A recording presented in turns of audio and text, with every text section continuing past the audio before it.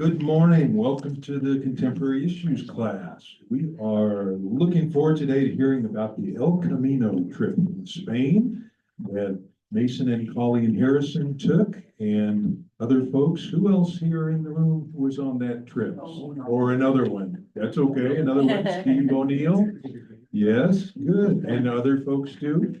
Good. Dates about 10 years ago. 10 years ago. And Good.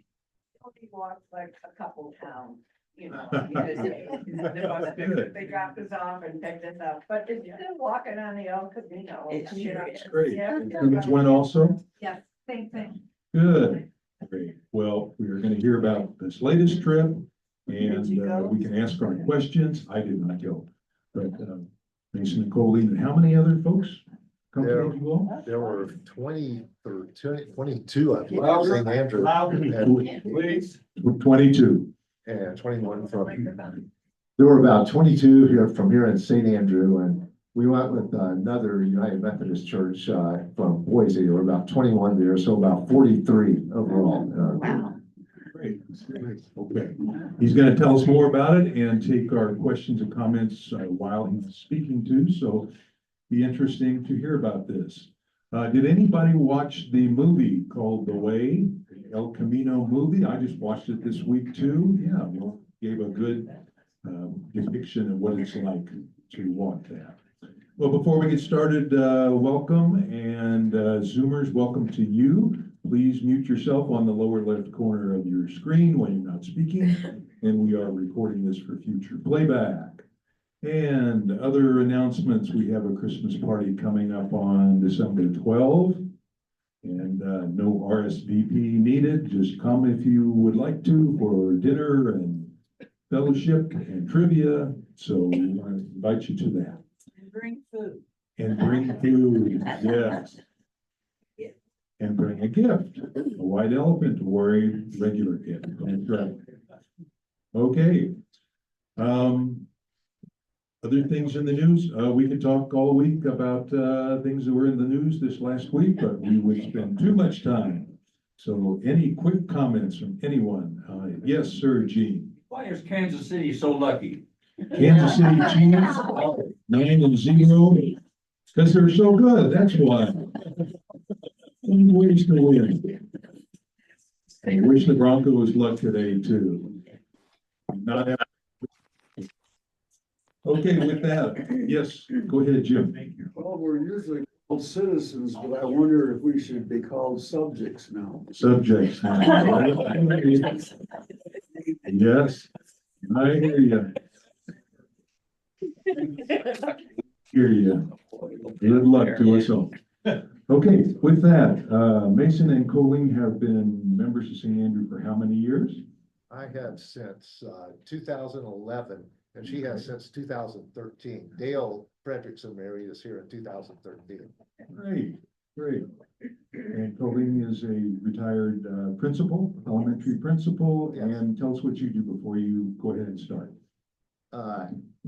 I work in the rates and regulatory, the utility industry. I work for public service, Excel Industry. I retired took a package last December.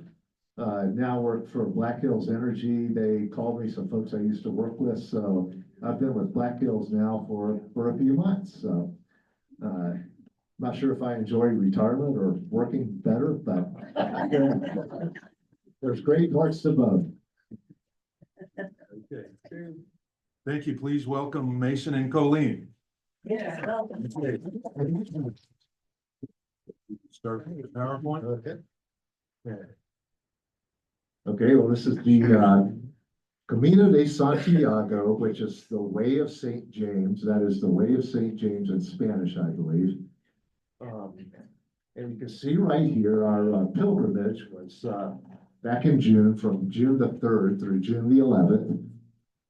Just a little bit about St. James. I, by no means a biblical scholar, but St. James was one of the 12 apostles, 12 disciples of Jesus.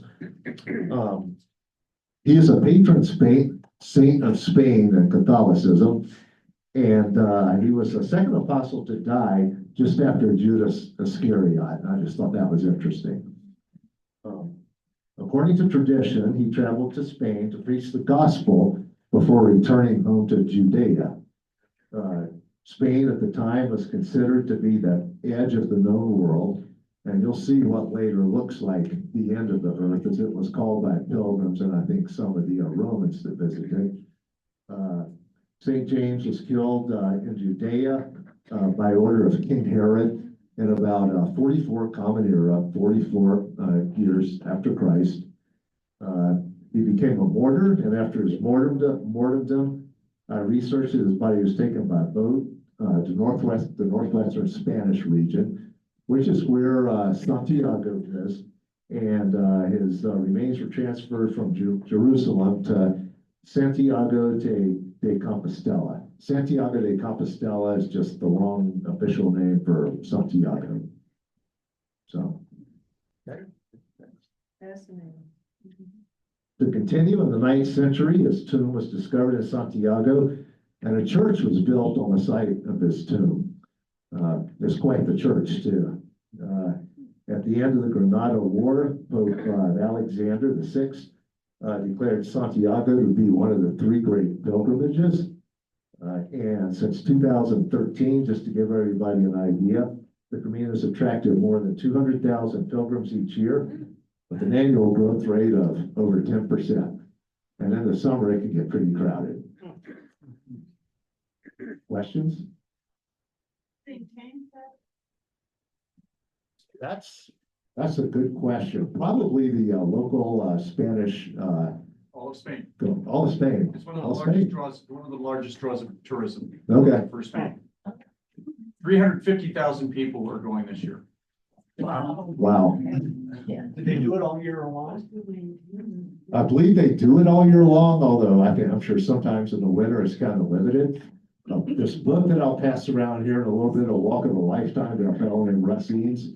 He actually starts in France and hikes over the Pyrenees, and there's a couple of days where he's hiking through a little bit of snow. So as far as I know, it's open all year long, but obviously it's much more crowded in the summer. Where do you sleep at night? There are options for this book, and for a lot of pilgrims, they go to these hostel type of places. They're called albicues. I don't know if I pronounced that right, but they're essentially like a barracks where you just have a lot of bunk beds in a room. To me, there's a little bit of risk with that. Like if you've hiked 16 or 18 miles in one day, and you get somewhere and you're ready to kind of quit for the day, if nothing's available, then you have to kind of go on to the next town, which may be another 2 or 3 miles, whatever away. So the way we did it was through a group called Camino Ways. Reverend Mark did it through that group. They arranged it so we stayed in a hotel at every place, and they would transfer your luggage, what you wanted transferred, what you didn't want to stay on your place, to the next place. So your luggage was waiting there for you. So that was a very convenient way to go. But I guess your true diehards they'll carry like a 30 or 40 pound backpack, and they do it. and do the hike. Do people camp along the way, or are there campgrounds and things like that? I did not see any tents up. I don't believe there are, Jeff. I think it's pretty much you stay in for the night, but that's a good point. Huh? Did you? Jeff, about bicycle. Oh, also quite a few bicyclers as well. I think the rule is, and I have it up here in a little bit, if you need to hike at least 100 kilometers to get your certificate, or bicycle 200 kilometers. And we saw quite a few bicyclers on the trail, including electric bikes. And they zoom. Do they have to go more distance if you're on an e-bike? 300 kilometers? 300 kilometers. Yeah, I think that's fair.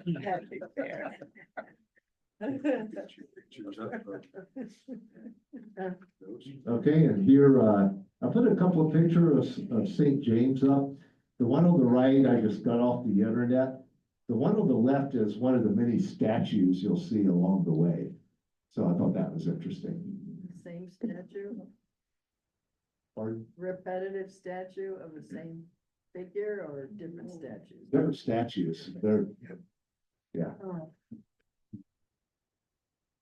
Where is this trail located in Spain? there's a number of ways you can do the trail. The French, we took the last part of the French route. It starts in, I believe it's called Saint Jean in France. You hike over the Pyrenees the first day, and then you turn west in Spain and you go all the way to Santiago. If you do that, that's about a month or 6 weeks. This fella did it. In fact, I'll go ahead and pass this book around. The Walk of a Lifetime by Racines. He starts in France and he goes over the Pyrenees. He does sleep in the hostel type of places. So that's a very interesting book, a great book to read. And he lost how many inches in his waist and he had to. Plus 2 or 3 inches over that whole course of the month or 6 weeks or so. Next slide. And here we are. I have the book, The Walk of a Lifetime. Also have this one, How to Walk by Thich Nhat Hanh, but these are devotional sayings every morning about 6 a.m. or so before the hike. Reverend Mark would have a devotional. This was a book he picked some of his readings out of. So I will pass that book around. That was really very inspirational. And I think Steve here has mentioned The Way, the movie with Martin Sheen. He stays in the hostels as well. So that's a great movie to see called The Way about the Camino. I won't say anything about the movie. You kind of give it away if you say much about it. So strongly suggest watching The Way with Martin Sheen. What's it on? Netflix? It's streaming. Yeah, you could probably find it on Netflix or Amazon or one of those. The library has it too. Okay, or the library. I saw it on Amazon Prime, it was $3.99 for rental. And she's saying the library has a copy too, if you want to rent out a DVD, I guess. Okay. Reverend Mark and Lori went, they've been on several, haven't they? Yes. Yeah, I think in fact, if I'm not mistaken, this was their 3rd year in a row. I think the year before this one, which would have been the summer of 2023, they went with a high school or youth group. Yeah. And I think the year before that, he went with another group of folks our age.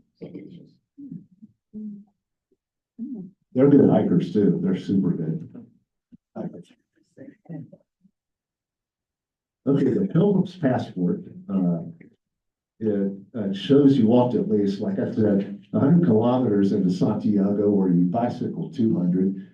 The Pilgrim's Passport, Reverend Mark got those for us beforehand, but you need to get with the cathedral beforehand. If you're not going with a big loop like that, they will send you the passport. What you do with the passport, it folds out. You get it stamped at various places along the way, hotels, restaurants. People just set up tables out on the path. You get it stamped and it proves that you have been where you said you have been.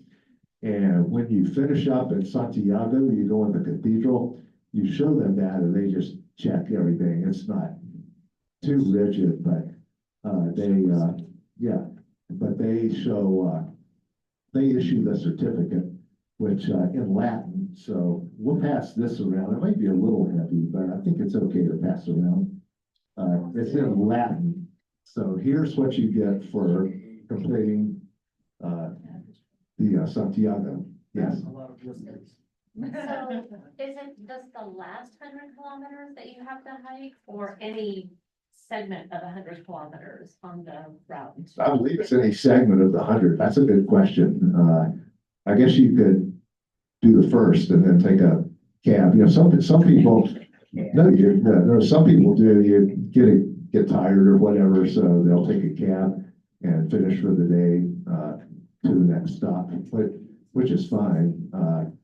Just a little story about us. I'll tell this. I don't mean to digress, but on our first day out of the first place was Syria, where we stayed. We started hiking, and Colleen and I went about 4 miles or just a little bit over 4 kilometers, just a little bit over 2 miles. And I stopped to get my passport stamped, and I wanted to pull the passport out of my backpack. And I had taken my real passport that allows me international, and it wasn't in my backpack, and I noticed that. So I went rifling through it. And so we kind of went into panic mode, I would say. So we had stopped and actually purchased, I believe it was this seashell at a place in Saria, and so we hiked all the way back. We hiked a couple of miles back, and the lady in the store is holding up my passport. And I offered her some money, but that would have been a nightmare, being in a foreign country like that. Yeah, she had called the Spanish police and notified the people she needed to notify.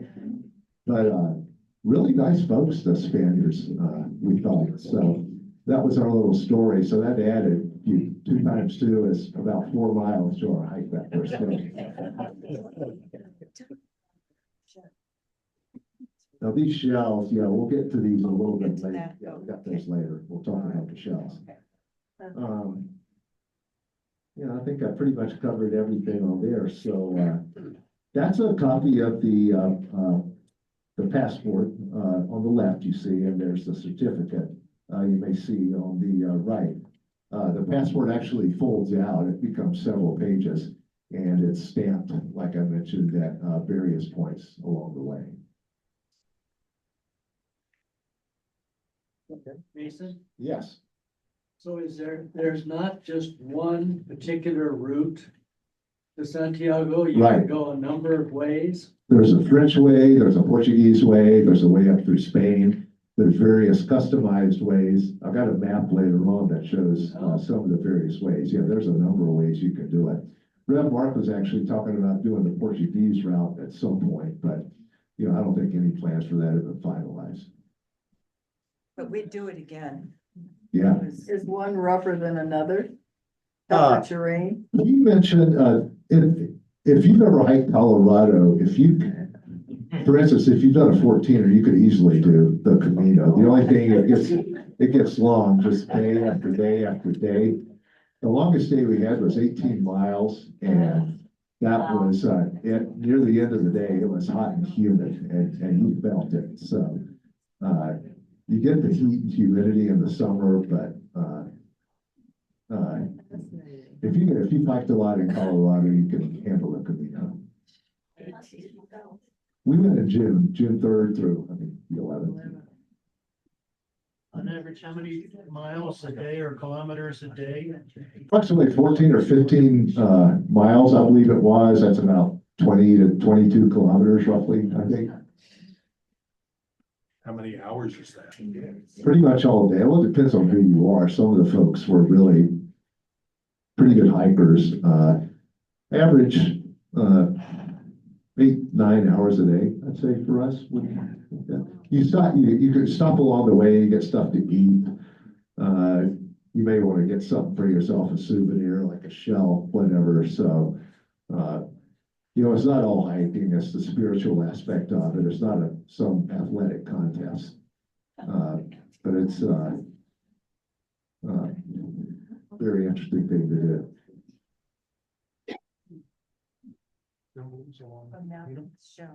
And here's our symbol. These are all along the way.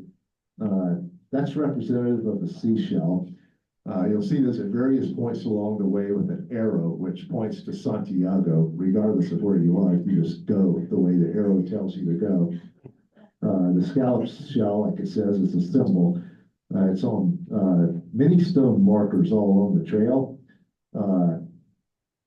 Like this one, I think we put it on our backpacks, put it on the back of what we were carrying, just as a symbol that we were pilgrims.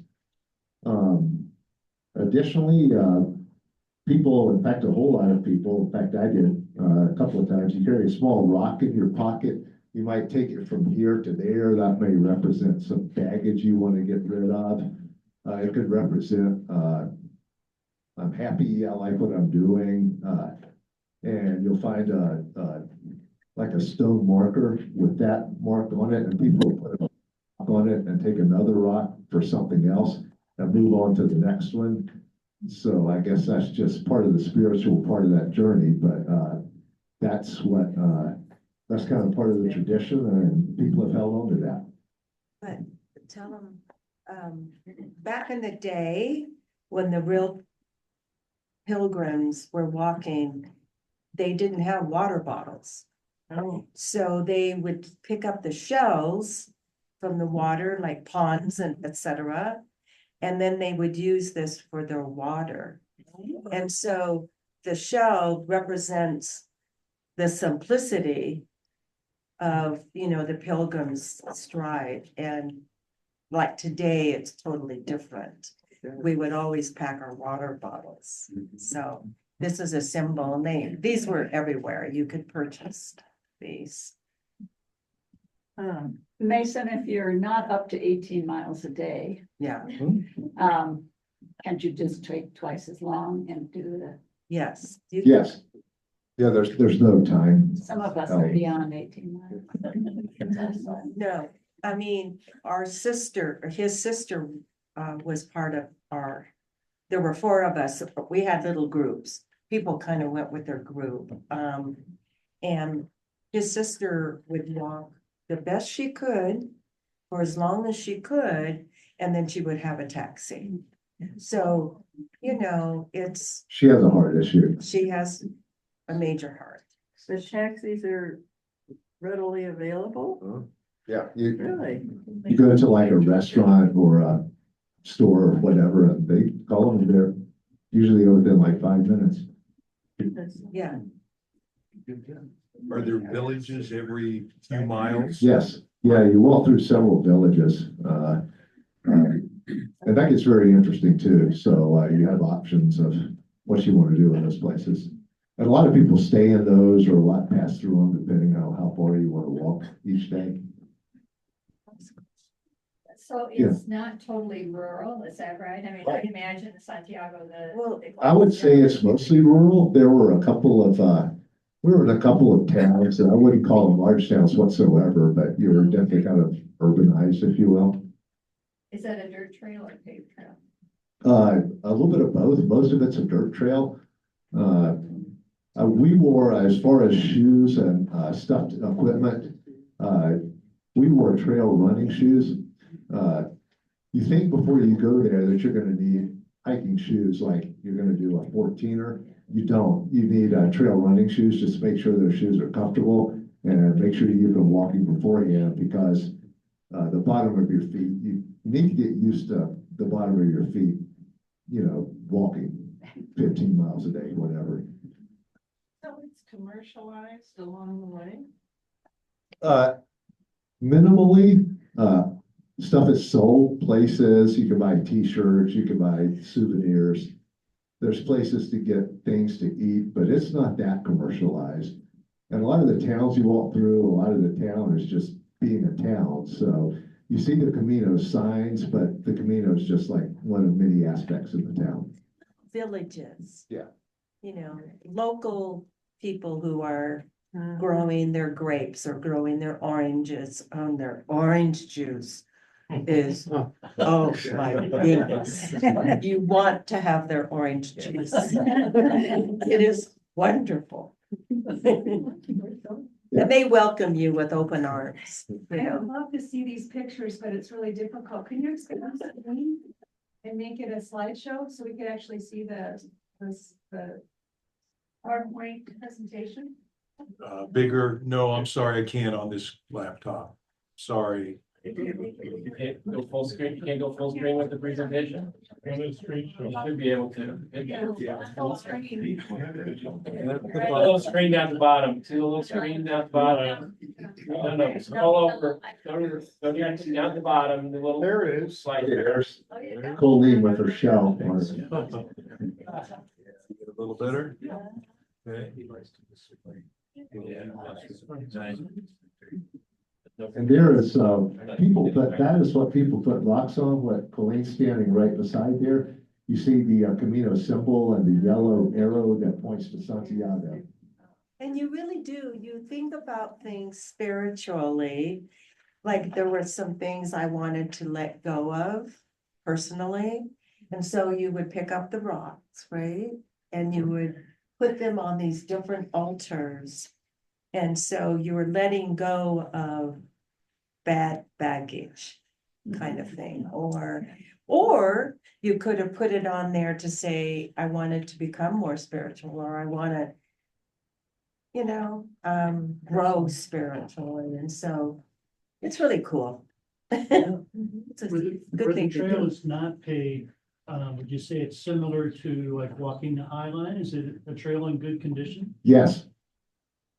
In most places it is. Some places are a little more sketchy than others, but it's very manageable. Go to the one that shows the routes. Yes. Okay, here you can see the routes. You'll see the red line starting like in the upper route. That is France. There we go. That's Spain. You can see Santiago. Or where we started Soria, it would be kind of close to Burgos, I would say. That's the French route, the yellow you see. I believe the blue route there is the northern route. The purple route coming up is the Portuguese route. You can see Portugal kind of down to the lower left. Fistera, we actually visited Fistera, and we're going to go on and show a little bit about that here later in the presentation. That's what I mentioned, the Romans and Pilgrims call the end of the earth. It's right on the Atlantic Ocean. So that is, those are the various Camino routes. Soria, I don't see Soria right on there, but it would be around probably Leon or Burgos right there, or maybe a little bit closer than that. There's Sevilla. No, Soria, where we Oh, started. oh, That's down in southern Okay, Spain. yeah. You can see France up there where it starts in red, kind of, there, Oh. France. yeah. That's the French way. Okay, next slide.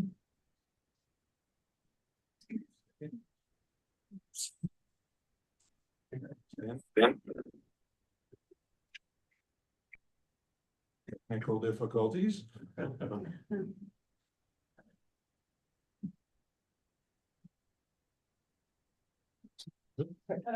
First moment. There we go. Figure out how to close it.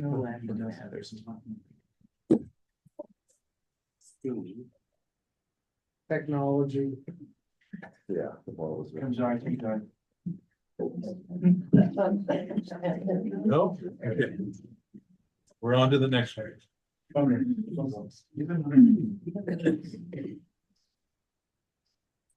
So here is the French route we took. And you can see Spain. I think you can actually see Soria on there. It looks pretty close. We started in Soria, total about 111 kilometers or 69 miles we walked. And I put an arrow. Some pilgrims start at like places as far as Saint Jean, I think it's the way to pronounce it, in France. And that's a total of about 804 kilometers or 500 miles. That book by Russ Eanes, that's where he starts. And in the movie, that might be, I don't exactly recall, that might be approximately where Martin Sheen started in the movie. His son had an incident in the Pyrenees, that's why he went over there. So that's as much as I'm going to tell you about the movie. Slideshow. That's the little screen down at the bottom next to the slider. Yeah, right next to, on the right. The little screen right next to it. No. Right Right there. That's it. But now click on the slider.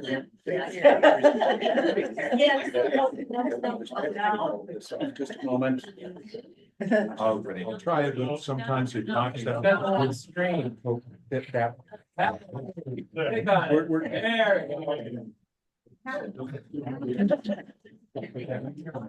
There. There.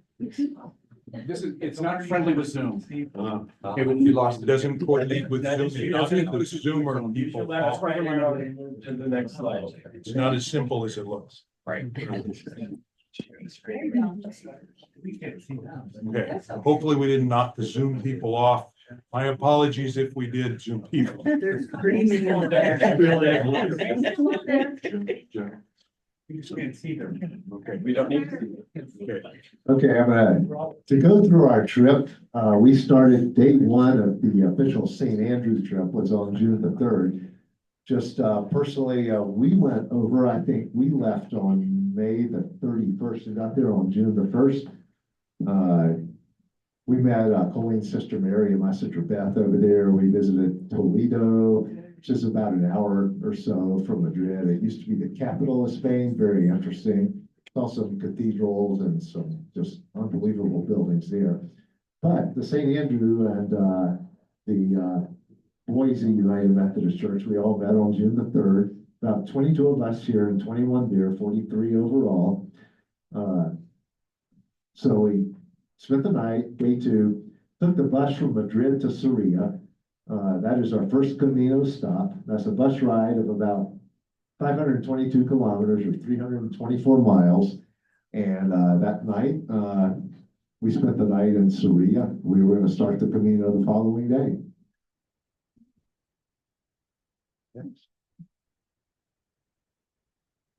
Okay, here's the first day, June the 5th. Like I mentioned, Rev Mark had a devotional early every morning.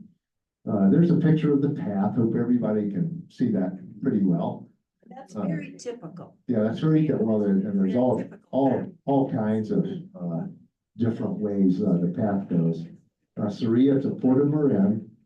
First day was about 22 kilometers or 13.7 miles. Up at Passport story. I told you my story about losing my passport. And that night was overnight in Porto Marin. Okay. Okay, the next day, Porto Marin to Palos de Rey.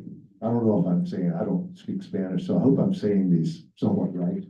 That was also about the same amount of distance as the previous day, 22 kilometers or 13.7 miles. That day, just logistically, because I guess of availability or whatever, after the hike, we took the bus back to Porto Marin and stayed overnight again in Porto Marin.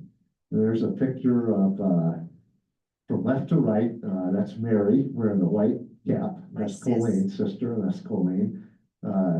The next one's Beth, my sister, and that's me. We're pilgrims.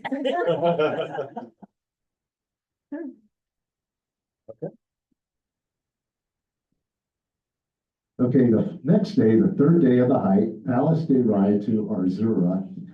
That was about 28, that was the long day.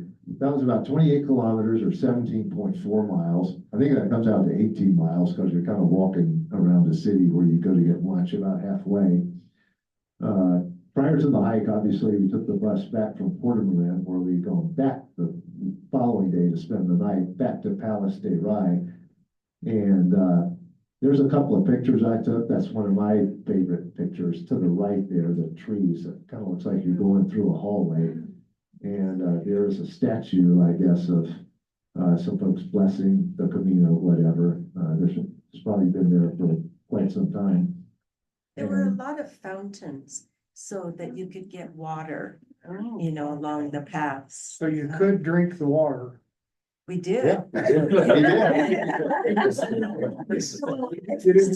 hear that here, don't drink the water. We drank the water. How did you end up flying to Madrid? To Madrid? I'm sorry, what? How did you end up, what did the flights look like to Madrid? Oh, to Madrid. We went through New York. There's no nonstop flights from Denver. So we flew Delta. A lot of the other folks flew American, I think, and a few flew some other airlines. We went through JFK Airport in New York. About a 8.5 hour flight, roughly.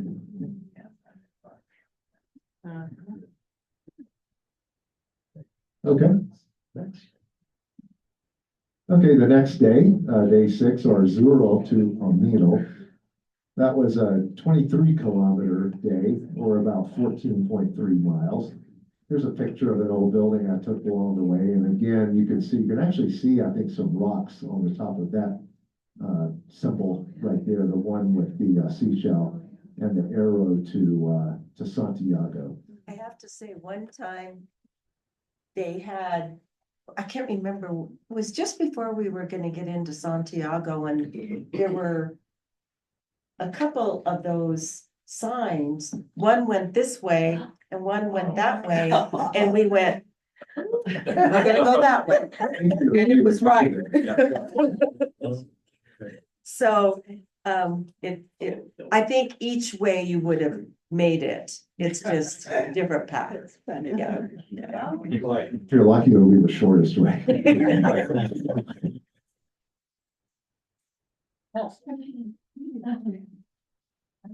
And here's the final day of the hike into Santiago. The shortest hike of them all, 16 kilometers, about 9.9 miles. Our 5-day total, as mentioned, we did about 111 kilometers or 69 miles. Received your Compostela certificates in Santiago. And we stayed overnight a couple of nights in Santiago. The cathedral there is just phenomenal. That's, When was that built? How many years?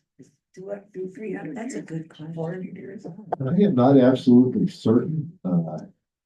Long time ago. A long time ago, for sure. Did you attend the pilgrim? Is that available? There is one that's Catholic only, I think. We did not attend a pilgrim's mass. There's another one I think we could have attended. We did not attend it. We had a kind of a devotional with Reverend Mark and the church from Boise outside, and we had communion. So that was our. You stay in touch with a lot of the people from this church that. Oh, yes, yes. We actually had a little reunion thing at our house where we had a dinner. Actually, we made clam chowder for everybody, and there were about 12 or 14 of us were there, and so we called my sister since she had gone because she had thought about flying. She's from North Carolina, flying here from North Carolina. But yes, absolutely. A lot of young people, or is that age? group? All ages. All ages. All ages. Is that right? But I have to tell you a little story about this. We were some of the last ones, I think. Well, I guess we weren't the very last. But as we came up, everybody was clapping. You made it. It's a big deal if you make it. Yeah. There, everybody has their pilgrim's passports unfolded with everything stamped where we have been. So those that's what you see, the long piece of paper that everybody's holding there. how much rain? Any rain? We had a little bit of rain. We thought I think the fourth day, we thought the day after the real long day, we thought it was going to rain quite a bit. We had been told to bring rain gear, so we had the appropriate things we needed. But after about a mile or so, it just kind of cleared up. It never really rained that hard, and it was actually one of the more comfortable days because it was a little bit cooler. Thank you. I see Mark in the back, and then I'm there with the green coat. Lori is there. There's Bethy, Mason's sister, and there you are, Mason. And there's my sister Mary, yeah. We were very proud that we made it. Your hands are taps. So did everybody make it? Everybody made it. Yeah, of course, a lot of folks, they may have gotten tired or whatever, or had some conditions, so they would, start out, but they would take a can. But as long as you have it stamped, you can get your certificate. And when I can't remember the cost of this, but the lines were just lined up to get their certificates. I mean, you were gonna get your certificate. Isn't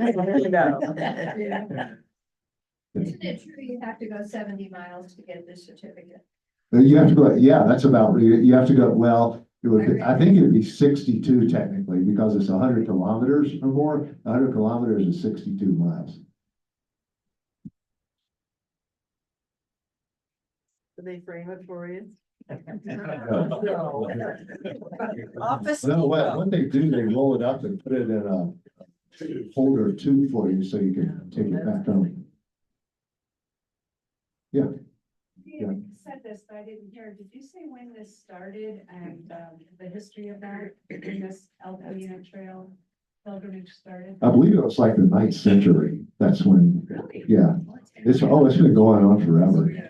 1,000 years, I think. Yes. Wow. Mason, what did you get in Colleen? What did you get out of it spiritual? What were your feelings of spiritual connection there? Well, I'll say for me, a lot of people like Colleen mentioned and others, they think the rocks are getting rid of some type of grievance or some type of baggage or something like that. Or Sadness or whatever. And I did that, but for me, it was just more of one of joy of being around friends and being around family.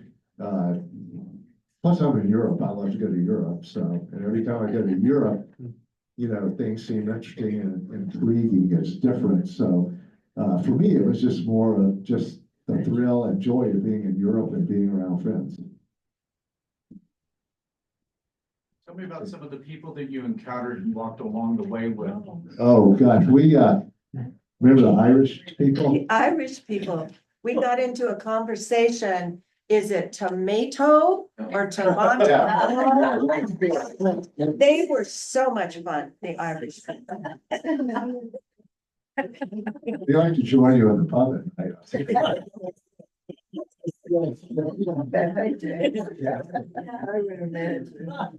We met a marshal from Florida, a US Marshal, and he had an interesting conversation about politics. I remember that one. So does Just a the lot. St. Andrew stay together? Actually, yes and no. You walk kind of with whoever you want to walk with. Like Mark and Lori are excellent hikers, so Yeah. they tended to be up near the front. You might have some other folks that don't hike as fast. They're near the rear. It's, the path is very well marked. You're never in any danger of getting lost or anything like that. So, you can walk at your own pace. I walked some of the way with Mark and Lori. I walked a lot with my sister, my wife, and Mary, her sister. So whoever you want to walk with, you're not really mandated to walk with anyone. So no, we didn't really stay together, but elements of it would have stayed together. I'll meet you in the pub. Pardon? I'll meet you in the pub. Yeah. Did you have cell phones with you? Yes. It did. What would be an approximate budget?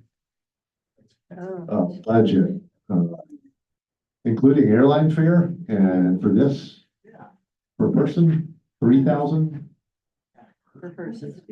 per person. Of course, that's the budget of what we did. If you're gonna start out like in France, and you wanna stay in a hotel and not a hostel or somewhere like that, that's gonna dramatically increase that.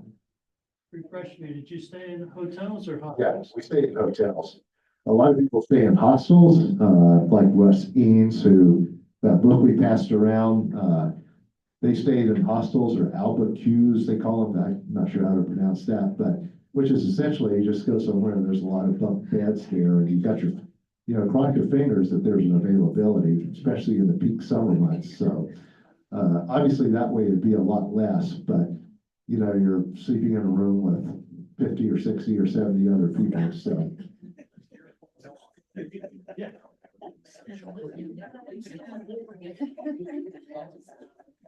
Anybody? Lavatories and showers. In the hotels for sure, but yeah, they have. Yes. One of the things that I remember, and I couldn't find the picture, but it really stayed with me, is that people can leave things on the paths, like maybe they'll leave, whatever. And this one person had made a sign and it said, it doesn't make any difference who you are, what color you are. You can walk the Camino. In other words, you're welcome to walk the Camino.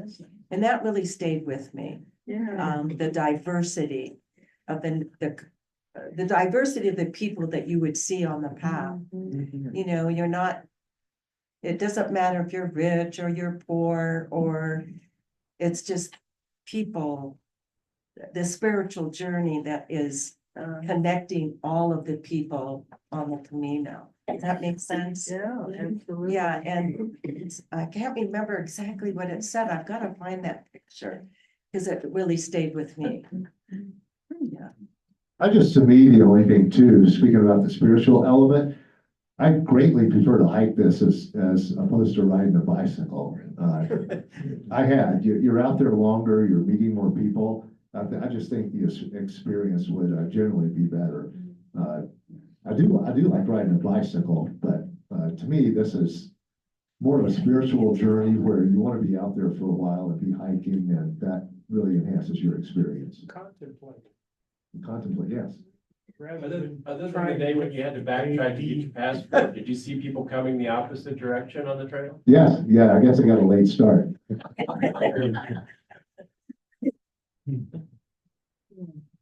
What were the most popular countries that you would meet people? People from which countries were the most frequent there? Obviously, other European countries, we met some folks from, there were some Asian people, I think Japan or somewhere like that, there. We met quite a few of those, surprisingly. There were some folks from India on the trail. We met a few of those. I don't know if there were a whole lot of people from Ireland, but you remember those people. They were the friendliest people. It's funny. Did you show the end of the world thing? I didn't. Oh, we see got, yeah. There should be one more. Hang on a second, sorry. There's the end of the world.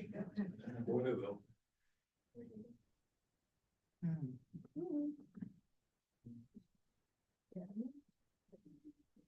Stand by. Hang on, stand by. Please wait.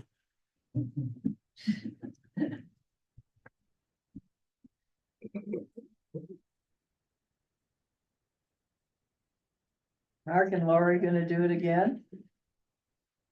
We asked them about this year. They had mentioned doing the Portuguese route, but I don't think they had determined that. I think they may have something else in mind, but I don't know if they're doing it. They've done it, I think, 3 years in a row, so maybe in a couple of years.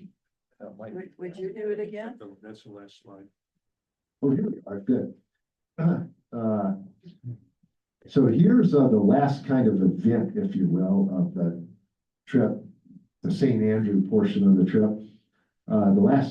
We took a bus from Santiago to Finisterre. And that's about a 54-mile journey. It's a coastal town right beside the Atlantic Ocean. Their medieval pilgrimage thought that Finisterre, which is Latin for the end of the world, was literally the end of the world.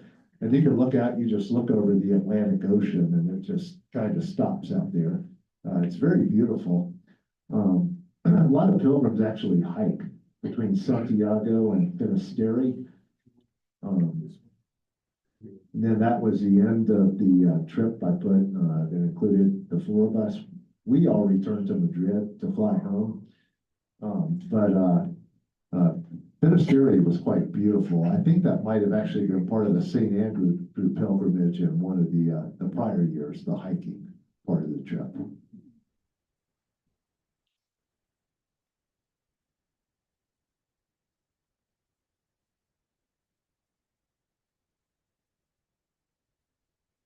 It's fun to. Yeah. I don't know. Are there other places in the world, other countries that have this kind of pilgrimage trail? Are there in South America such things, or Asia?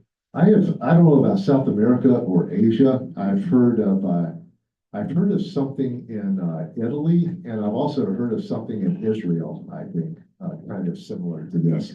There are definitely others. Then you have the Appalachian There's Trail. one, there's. From what, Georgia to Maine? Yeah, Colorado. Yeah. Colorado Trail. Colorado Trail. Yeah, okay. Yeah. The Inca Trail, yeah, The Inca Trail, they call the Camino. okay. And there's one right here in New Mexico, the Santiago de Chimayo. It's a pilgrimage of Catholics that they've been, you know, for healing. It's a healing pilgrimage where you can get some dirt, the holy dirt. In the Chimayo chapel there. I think they're like all, it's outside of Taos. Yeah. Oh, yeah. Now, this isn't a trail, but many years ago when we were in Thailand, and it escapes me now, I just thought about it when you were talking, especially when Colleen mentioned how the spiritual part for her was. But when we were there, there was a day, there were a few days beforehand, but there was a day, and it was in the evening, where you had a candle that was lighted in kind of a boat that was made of something. And we participated in that. And that is the spiritual journey of something you're giving up or taking away as it floats away from you. But there was no trail involved, but that was the symbol that happens every year. Okay. Maybe someone remembers the name of that particular festival, but I can't. Isn't remember. that like a rite of passage? I think it's called, where you do something like that. Yeah, to- it's that kind of If you're thing. dealing with, for me, my son had passed away Mhm. a few years ago, and so every day I deal with that. And so I Yes. did that. For me, Mhm. it helped me.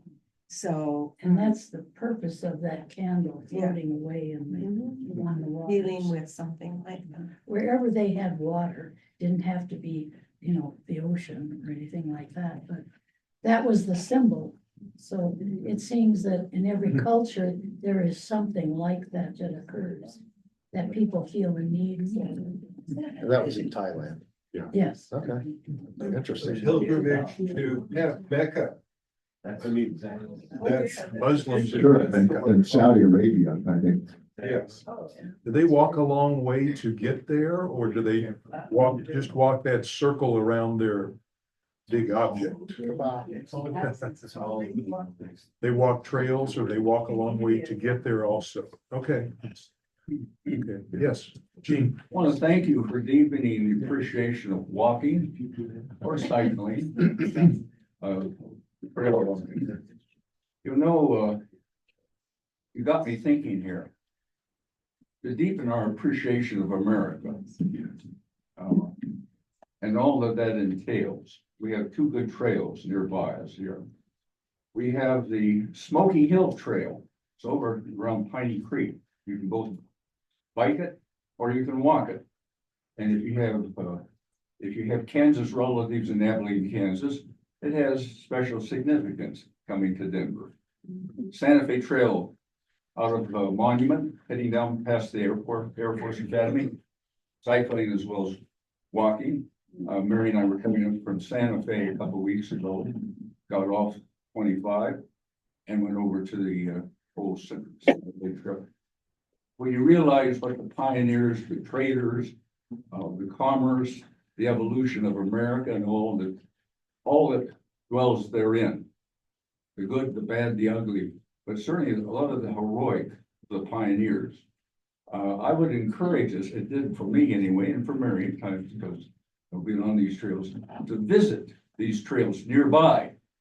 Because it does, I think what you're making, there is a spiritual aspects to walking and cycling, and I think your presentation has deepened that appreciation. Oh, thanks. Thank you. Thank you. We've got about 4 minutes left. Was there anybody with Conestoga wagons or anything like that? Oxen or anything unusual? See anyone? No, although we did go by quite a few cattle fields and places like that. I mean, you walk by a whole variety, quite a few different types of places. That reminds me, you see a lot of farms.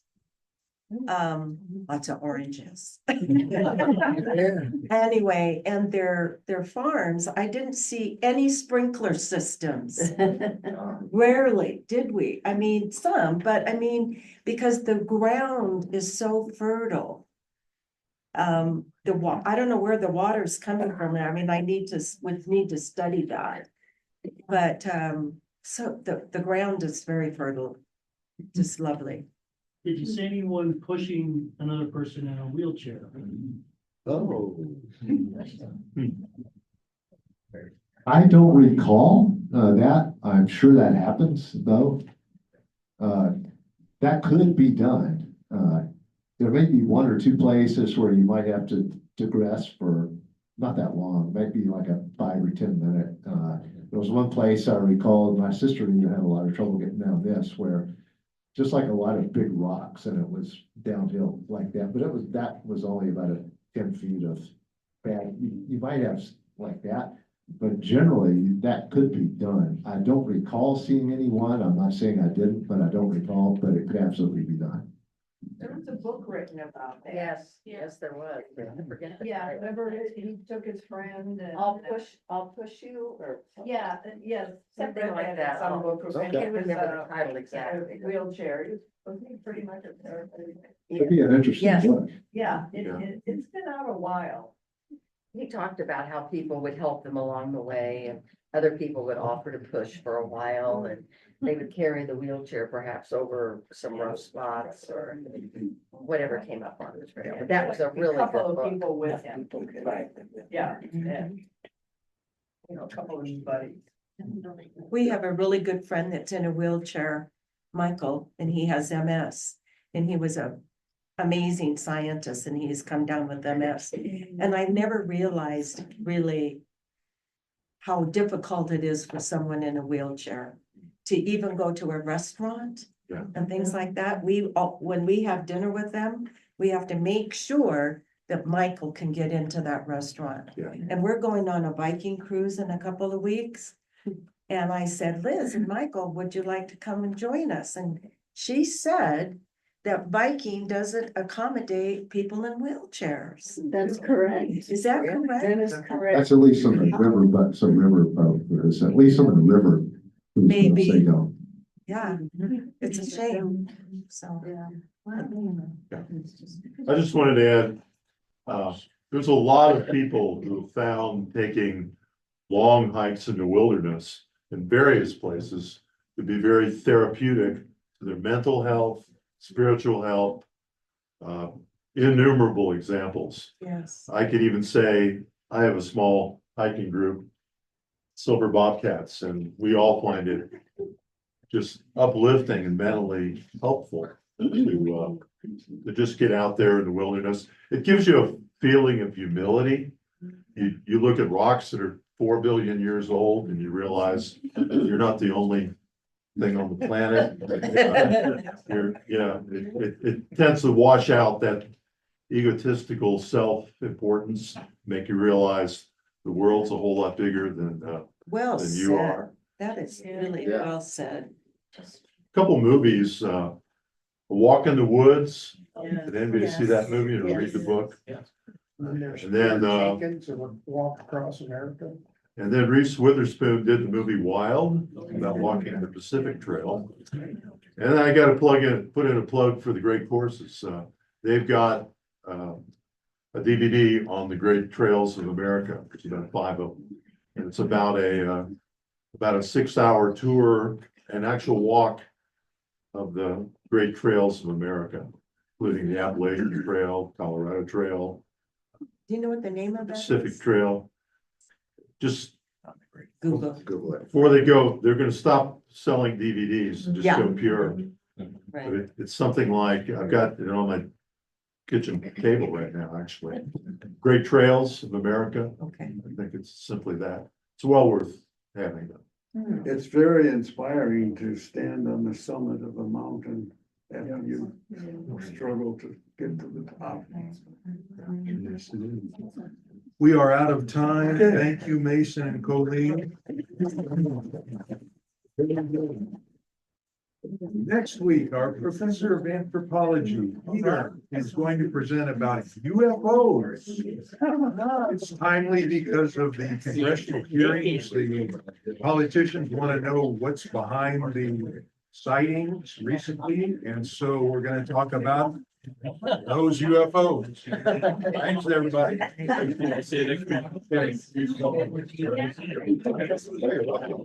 Thank you for coming.